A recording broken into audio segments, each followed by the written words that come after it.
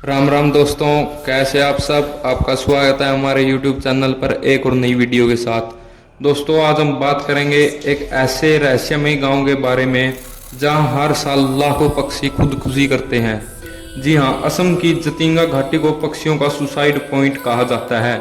यहां अगस्त से सितंबर के बीच अमावस्याई रातों में हजारों पक्षी इमारतों से टकराकर जान दे देते हैं। असम के दीमा हासो जिले की पहाड़ी में स्थित जतिंगा घाटी की पक्षियों का सुसाइड पॉइंट कहा जाता है। हर साल सितंबर की शुरुआत के साथ ही आमतौर पर छिपा रहने वाला जतिंगा गांव पक्षियों की आत्महत्या के कारण चर्चा में आ जाता है। यहाँ न केवल स्थानीय पक्षी बल्कि प्रवासी पक्षी जो विदेशों से आते हैं इस दौरान पहुंच जाए तो वे खुदकुशी कर लेते हैं। जतिंगा गांव को इसी कारण से काफी रहस्यमय माना जाता है। इस बारे में वैज्ञानिकों ने काफी पड़ताल की कोशिश की। आखिर क्या वजह है जो एक खास मौसम में और एक खास जगह पर पक्षियों को ऐसा करने के लिए उकसाती है। वैसे इंसानों में ये प्रवृत्ति ज़्यादा आम है। परीक्षा या नौकरी के नतीजे या फिर शब्दों में असफल होने पर कई बार लोगों में खुदकुशी की प्रवृत्ति दिखाई देती है। साथ ही कई ऐसी जगह हैं जो इंसानों के लिए सुसाइड पॉइंट के तौर पर जानी जाती है, जैसे ऊंची इमारतें या गहरी खाई, यानी ऐसी जगह जहाँ पर मौत सुनिश्चित हो सके। लेकिन पक्षियों के मामले यह बात अलग है। पक्षी होने के कारण वे जाहिर है कि इमारत से कूदकर तो जान नहीं दे सकते, लेकिन वे तेजी से उड़ते हुए इमारतों या ऊंचे पेड़ों से जानबूझकर टकरा जाते हैं और तुरंत ही उनकी मौत हो जाती है। ऐसे इक्के दुक्के नहीं बल्कि सितंबर के समय में हर साल हजारों पक्षियों के साथ होता है। ये बात अजीब इसलिए भी हो जाती है क्योंकि ये पक्षी शाम 7 से रात 10 बजे के बीच ही ऐसा करते हैं, जबकि आम मौसम में इन पक्षियों की प्रवृत्ति दिन में ही बाहर निकल के होती है और रात में भी घोंसलों में लौट चुके हैं। फिर क्या वजह है? वे एक आध महीने के लिए अचानक अंधेरे घिरने पर घोंसलों से बाहर हजारों की संख्या में आते हैं और टकरा कर मर जाते हैं। आत्महत्या की इस दौड़ में स्थानीय और प्रवासी चिड़ियों की 40 प्रजातियां शामिल रहती है। कहा जाता है कि यहाँ बाहरी प्रवासी पक्षी जाने के बाद वापस नहीं आते।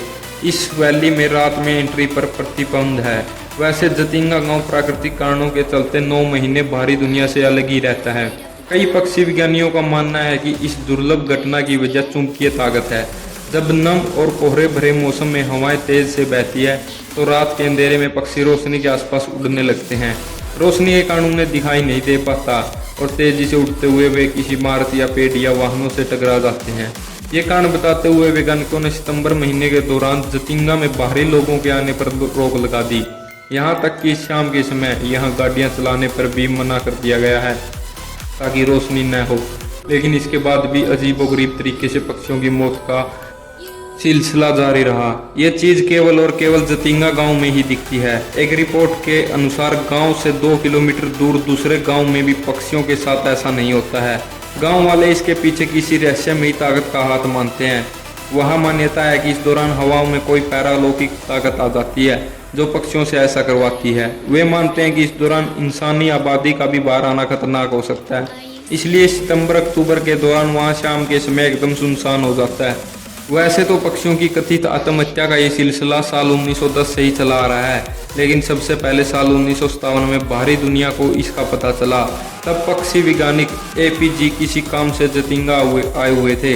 इसी दौरान उन्होंने खुद इस घटना को देखा।